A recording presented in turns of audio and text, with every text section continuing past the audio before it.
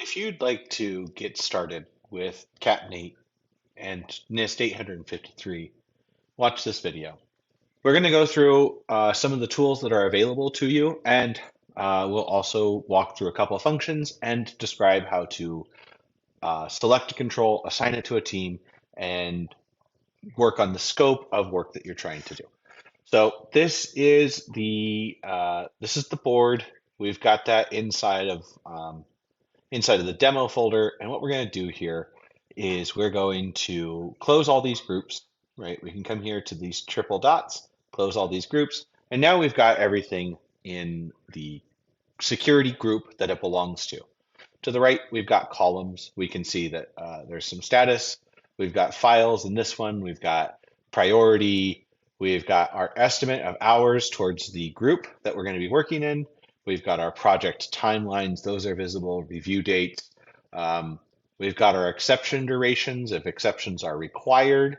The impact of that control to the process of the business. Alerting, detection, telemetry, signals, components, spans, metrics, and we continue on, and there's so many more columns that get even more exciting that are really going to let you be a more successful cybersecurity engineer. This will also help with penetration testing, remediation, project planning, discussing objectives, scopes, and boundaries. So let's get started and let's learn about a couple tools. We've got the ability to add a new item to the board, but that's not what this video is about.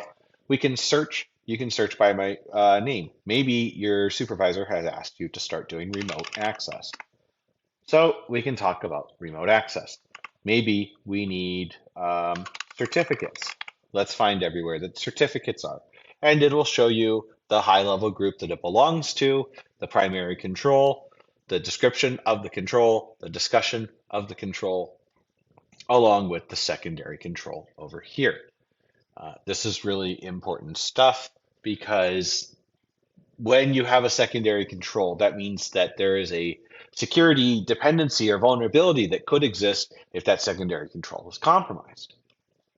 So we're able to search our high level group. We can search by person. We can filter by our control number, our groups, descriptions, right? We could find validated, selective, inclusive controls, right? We have 19 selected, no failed controls, 14 validated. We have 6 that are priority, 6 low, some mediums. So this looks like the organization has really done a pretty good job of assessing the controls and the impact of the controls to the business. And then we've got our requirements, we've got our estimated hours, we've got the ability to filter by controls that have exceptions. So if our change advisory board is occurring, we can go back to our control register and really understand, have we introduced a vulnerability by providing an exception to a particular part of the organization? We're going to clear out if the exceptions are required, and we can say, what's our alerting? What's our detection? What's our telemetry? How do we make signals off of this? So that's how we could filter, and we can sort by a variety of things, and we can also hide certain columns if we want, right? If we don't want to display all of that, we can uncheck them in our presentation. Very, very convenient. We can do conditional coloring, item default values, item height, and we can also pin columns. So let's get started with building a control. What's the first one that we want to do? A policy. We've got to start by writing a policy, and let's kick off writing our policies to develop a security program. Access control for mobile devices. I love it. Information flow enforcement. We're going to start there. Access enforcement. We see that we have MAC, DAC, RAC, right? Controlled release. So I don't know if we're necessarily ready to have this because we still need to write our policies, but we do see that we can write policies for that. Account management, imperative. Policies and procedures, also imperative, right? Audit record and review, correlating information from non-technical sources. Yes, this is going to make our cybersecurity awareness program more functional. Least functionality, we'll talk about that. Audit record retention, we're going to get started with that as a control. And then we're going to go ahead and pick our policies and procedures.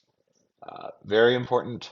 And we're going to come here and just select policies and procedures right here.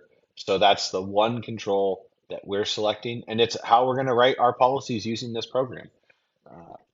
Follow along. If you are a single IT administrator or you have a small team, this tool is for you. Non-local maintenance, we need to talk about that. We need to talk about our insider threat program, privacy program plan, privacy reporting. We've got another policy and procedure, right? So we're going to get ready to start to write these policies and procedures to handle all of these components as they impact our business. Supply chain protection. Now, I know it sounds like a lot of work for us to do.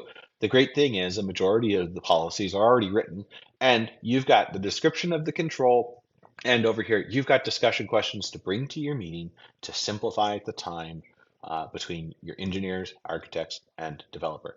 Spam protection, malicious code, air handling, supply chain risk management, component authenticity, and mobile code, public key infrastructure, and boundary protection.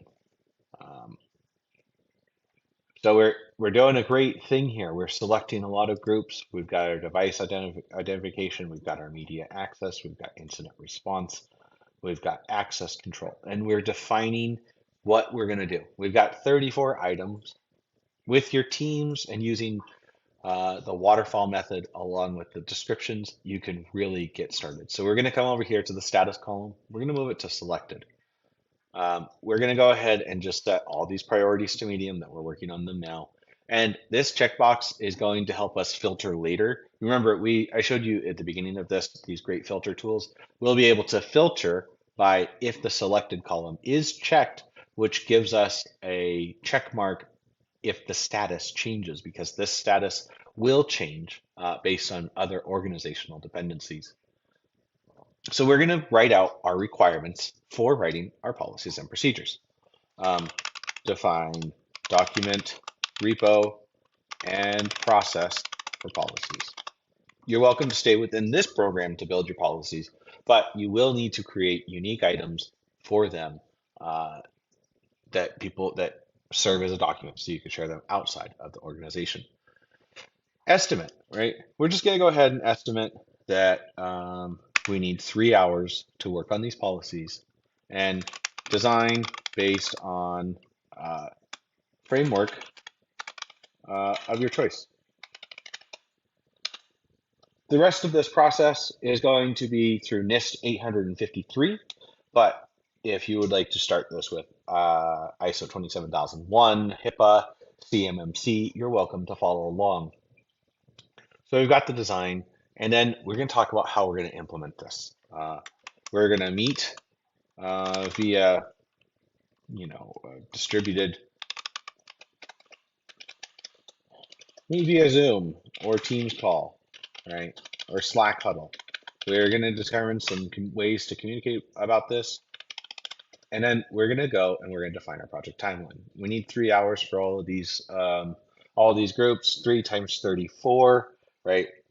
If we plan it right, let's just plan for a week, right? We're going to work on this and we're going to start to quantify these hours. Now we've updated this project timeline. We're going into June, and then we're going to define how we maintain these policies and procedures. We're going to check annually.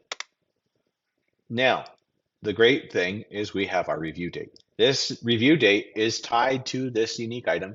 So let's just come in and let's change this review date to May 1st of 2024. And now forever with these unique item IDs, we can define review dates and see the rest of the dependencies that we are creating in the process. Do we need an exception to the policy? The answer should be no, because you should only have exceptions to procedures, but we're going to put that in discovery and we're just going to define what can be accepted, right? And then we are not going to build any of the other parts of the control framework right now, but we are going to assign teams to be responsible for this level of work. And first, the responsible team for doing this is going to be our knowledge managers. So our knowledge manager is going to be responsible. We've just assigned them to that scope of work. We can also check in on what that knowledge manager is doing. Open this up. We've got the description. We've got their work role ID. And this is how you're going to build the rest of your infrastructure to communicate at scale with these work roles. And we'll get into that. Uh, we see that they don't really have much else going on. They have another project with this cloud security assessment. They're working on primary CSP, right? We don't have a timeline, but we could set that. And then we also see some other controls that this team is responsible for.